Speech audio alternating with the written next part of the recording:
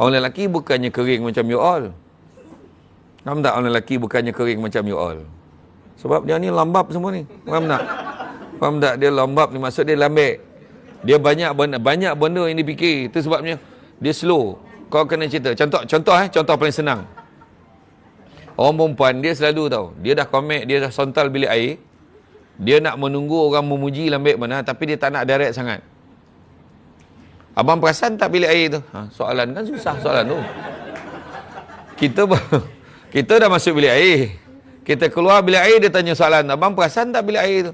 Tak boleh kau cakap tahu. Bang, tadi saya dah kemah bilik air tu, saya dah sental. Abang rasa macam mana? Macam tu, tahu kita orang.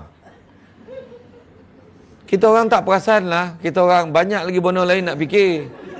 Kau tanya pula, abang perasan tak bilik air tu? Kenapa kau renovate ke? Kan bayar. Kan orang lelaki ni fikir yang besar-besar ya, dia tak fikir yang kecil-kecil. Abang tahu tak, saya dah sakit belakang ni, saya sental bilik air. Oh ya ke? Oh patutlah, dah lambat. Dia marah. Dah terlambat nak puji. Itulah betul perangai kan. Itulah.